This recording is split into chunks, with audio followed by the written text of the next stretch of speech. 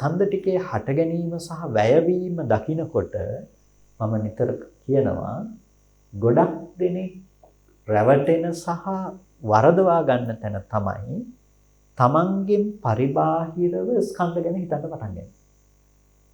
ඒ කියන්නේ තමන්ගෙන් පරිබාහිරව ස්කන්ධ ගැන හිතන්න පටන් ගන්නවා. දෙයක් පෙනුණා, පෙනුන දේ හරි ඇහැ රූප චක්කු විඥාන මේ තුන් දෙනා මේක හටගත්ත නිරුද්ධ වුණා. මේ ටික ස්කන්ධ ටික හටගෙන නිරුද්ධ වුණා කියලා දැන් ඕක ගැන හිතන්න පටන් ගන්නවා. මන්තරයක් වගේ ඕක තමයි දැන් නිතරම හිතන්නේ. මොකද්ද මේකෙන් වෙලා තියෙන්නේ? හිතන එක තුළ ඒකාග්‍රතාවයක් ඇති වෙයි. හැබැයි විපස්සනාවක් උපදින්නේ නැහැ. විපස්සනා නුවණක් උපදින්නේ නැහැ. ඇයි නුවණක් උපදින්නේ නැත්තේ? මේ දැකලා තියෙන්නේ අර විදර්ශනා තව ලෝකයක් හදා ගැනීමක් මිසක ඇත්තටම සිදුවන දේ යථාර්ථය දැකීමක් නෙමෙයි. විදර්ශනාව තුළ වෙන්න ඕනේ ඇත්තටම සිදුවන දේ ඇත්ත ප්‍රකටව පේන එක. එනිසා තමන්ගෙන් පරිබාහිරව කොයි වෙලාවකවත් ස්කන්ධ ටිකක් දකින්න යන්න එපා. තමන් කියන බවම ඇති වෙන්නේම ස්කන්ධ ටික මත. ලෝකයේ කියන බව ඇති වෙන්නේ ස්කන්ධ ටික මත. එහෙනම් ඒ හැම තමන්ට පේනවා කියන තැන, ඇහෙනවා කියන තැන, විඳිනවා දැනගන්නවා කියන මේ හැම තැනකදීම තමන් කියන බව සහ ලෝකයේ කියන බව ගොඩනගෙන්න බැරි බව තමන්ට ස්මතුව ප්‍රකට වෙන්න ඕනේ ඔය හට ගැනීම සහ වැයවීම බලන කෙනාට.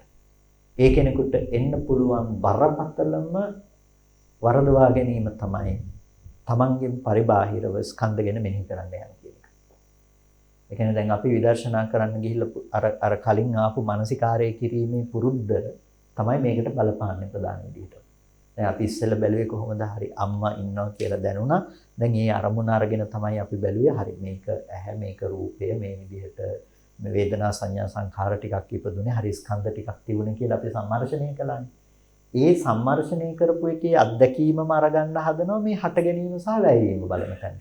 ඊට පස්සේ අපි බලනවා ඒකම අරගෙන ගිහිල්ලා අතනට දාලා හරි ස්කන්ධ ටික රූපේ හටගෙන නිරුද්ධ වුණා. මේ වේදනාව හටගෙන නිරුද්ධ වෙනවා. සංඥාව හටගෙන නිරුද්ධ වෙනවා. සංඛාරය ආයකත් හටගෙන නිරුද්ධ වෙනවා. දැන් මොකද්ද මේකෙදි වෙන්නේ? ස්කන්ධ ටිකක් කියන එකක් තිබිලා ඒ ටික හටගෙන නැති වෙනවා. කවුද බලන්නේ? මම ඉන්නවා. මම බලාගෙන යනවා දැන් එතකොට. එතකොට මොකද්ද වෙන්නේ? බලන කෙනා ඉතුරු වෙනවා. එතකොට බලන දේවල් ලෝකේ තියෙනවා. එතකොට තියෙන දේවල් නැති බවට Tamanට පේනවා. හැබැයි නැති බව අත්විඳින කෙනෙක් ඉන්නවා. ඕක ඇතුලේ ටිකක් වැඩිපුර එහාට දිනු කරගෙන යන කෙනෙකුට එන්න පුළුවන් දේ තමයි ඊට පස්සේ බයක් ඇති වෙන්න පුළුවන්. ඒ බය මොකද්ද? මම ඉන්නවා ලෝකෙ නැති වෙනවා.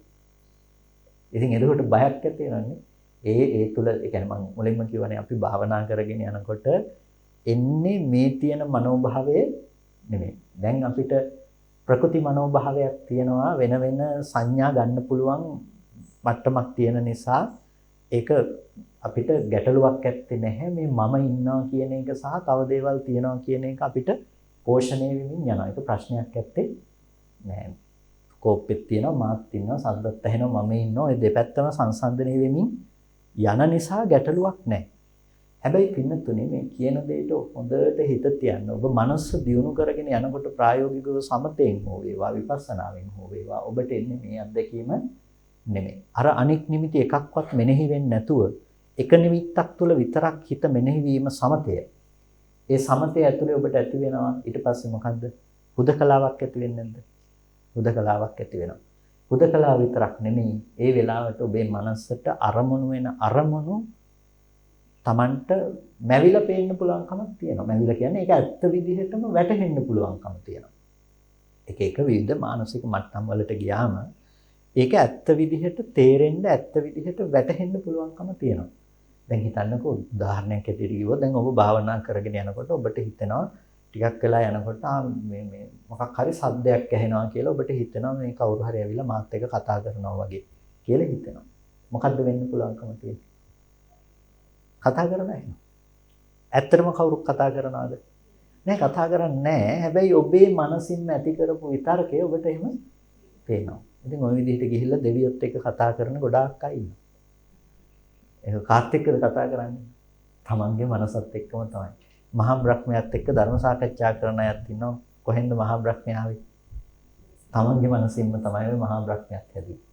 එතකොට එතෙන්ටපත් වුණ කට්ටිය ඉන්නවා. එතකොට පින්තුනි අර ඒ තමයි ඒ මට්ටම වෙනස් වෙනකොට අපි ඇත්තටම කිව්වොත් එහෙම නෑ ඔයා කතා කරන්නේ මහා බ්‍රහ්මයක් එක්ක නෙමෙයි. ඔක තමන්ගේ මනසෙම ඇති කරගත් එකක් ඔය කරන්නේ.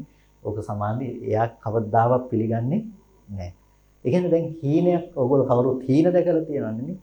හීනේ ඇතුළේදී ඔයගොල්ලන්ට හිතෙනවද නෑ මම මේ දකින්නේ හීනයක් මේක මේ බොරු දෙයක් නේ කියලා හිතෙනවද නෑනේ. හීනේ ඇත්ත වෙලාමයි පේන්නේ. ඉතින් අර මට්ටමේදී වෙන්නේත් ඒකම තමයි. සමාධිමත් මනසේ දැන් හීනේ ඒක ඇත්තටම සිදුවන ක්‍රියාවක් නෙමෙයිනේ. අපේ හිතේ ඇති වෙන විතර්කයක් අපිට ඒක ඇත්ත විදිහටම වැටහීමක් තමයි සිද්ධ වෙන්නේ. අතනදි වෙන්නේ අපේ හිතට ඇති වෙන විතර්කයක් අපිට ඇත්ත විදිහටම වැටහෙන්න පටන් ගන්නවා. ඉතින් ඒක ඇතුලේ පැවැටෙනවා. ඒකට ওই විදර්ශනාව පැත්තෙන් යන කෙනෙකුට උනත් මේ මට්ටම